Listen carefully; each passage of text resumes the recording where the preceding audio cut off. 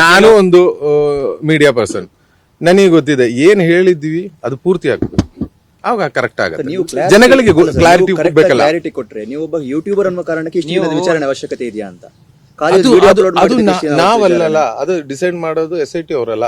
ಎಷ್ಟ್ ದಿನ ಬೇಕು, ಎಷ್ಟ್ ದಿನ ಇವರಿಗೆ ಕ್ವಶನ್ ಮಾಡ್ಬೇಕು, ಅದೆಲ್ಲ ಯೂಟ್ಯೂಬರ್ ಅಲ್ಲ, SIT ಅವ್ರದ್ದು ಕೆಲಸ ಅಲ್ಲ. ಅದು ಪೂರ್ತಿ ಫುಲ್ ಟೈಮ್ ಎಲ್ಲ ಕ್ವಶನ್ ಮಾಡಲ್ಲ, ಆಗಲ್ಲ. ಮತ್ತೆ ಬುರ್ಡ ಎಲ್ಲ ಸ್ಕಲ್ಟನ್ ಬರ್ತಾ ಇದೆ, ಅದು ಅದ್ರ ಬಗ್ಗೆನು ತನಿಖೆ ಆಗ್ಬೇಕಲ್ಲ ಇವರಿಗೆ.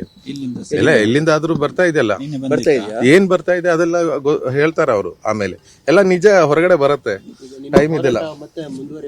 ಹಾ, ನಾವು ಸತ್ಯ ಪರವಾಗಿ ಇದ್ದೀನಿ. ನಾನು ಮತ್ತೊಂದು ವಿಷಯ ಸ್ಪಷ್ಟವಾಗಿ ಹೇಳ್ತಾ ಇದ್ದೀನಿ, ಯಾರಿ ಪರವಾಗಿ ನಾವು ಅವರನ್ನ ಸೇವ್ ಮಾಡ್ಲಿಕ್ಕೆ ಈ ಹೋರಾಟಕ್ಕೆ ಬಂದಿಲ್ಲ. ಯಾರು ಸುಳ್ಳು ಅಪಪ್ರಚಾರ ಮಾಡಿದ್ದಾರೆ, ಯಾರು ಇಲ್ಲಿ ಗಿಲ್ಟಿ ಇದೆ, ಅವರಿಗೆ ಅಗೇನ್ಸ್ಟ್ ಆಗಿ ನಿಲ್ತೀವಿ ನಾವು. ಅದು ಯಾರು ಇರಲಿ, ಇಂಥ ಸೈಡ್ ಅಂತ ಸೈಡ್ ಏನಿಲ್ಲ. ನನಗೆ ಏನೇನು ಮಾಹಿತಿ ಇದೆ ಅದು ಕ್ಲಿಯರ್ ಆಗಿ ಹೇಳ್ತೀನಿ. ನಾವು ಸತ್ಯಗೋಸ್ಕರ ಹೋರಾಟ ಮಾಡ್ತಾ ಇರೋದು. ಅದರಲ್ಲಿ ನಮ್ಮವರು ಏನಾದ್ರೂ ತಪ್ಪು ಮಾಡಿದ್ರು ಹೊರಗಡೆ ನಾವು ಹೇಳ್ತೀವಿ.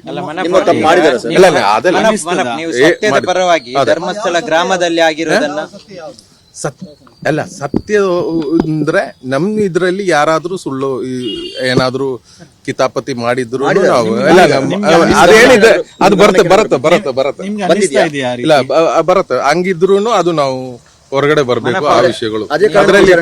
ಅದರಲ್ಲಿ ಇಲ್ಲಿ ಈ ಸೌಜನ್ಯ ಹೋರಾಟದಲ್ಲಿ ಅಂತ ಏನಾದ್ರೂ ಮ್ಯಾನಿಪುಲೇಟಿಂಗ್ ಯಾರಾದ್ರೂ ಮಾಡಿದ್ರೆ ಅದು ಹೊರಗಡೆ ಬರುತ್ತೆ. ಇಲ್ಲ ಅಲ್ಲ, ನೀವು ನಿಮ್ಮ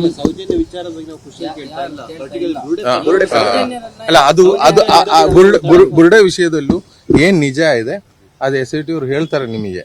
ನಾವು ಅವರಿಗೆ ಕೊಡೋ ಮಾಹಿತಿಗಳೆಲ್ಲ ಕೊಟ್ಟಿದ್ವಿ, ಏನೇನು ಎವಿಡೆನ್ಸ್ ಬೇಕು ಅದು ಕೊಟ್ಟಿದ್ವಿ. ಅದು ಕರೆಕ್ಟ್ ಆಗಿ ಬರುತ್ತೆ. ಅದರಲ್ಲಿ ಯಾರಿಗೂ ಏನು ಮಾಡಕ್ಕಾಗಲ್ಲ. ಸುಳ್ಳು ಮಾಡಿ ಒಂದು ವಿಷಯ ಸತ್ಯ ಗೆಲ್ಬೇಕಂದ್ರೆ ಸತ್ಯ ಮಾರ್ಗದಲ್ಲೇ ಹೋಗಿದ್ರೆ ಗೆಲ್ಲತ್ತೆ. ಸತ್ಯ ಗೆಲ್ಲಿಕ್ಕೆ ಸುಳ್ಳು ದಾರಿ ನಾವು ತಗೊಂಡಿದ್ರೆ ಗೆಲ್ಲಲ್ಲ. ಅಷ್ಟು ಗೊತ್ತಾಗಿದೆ.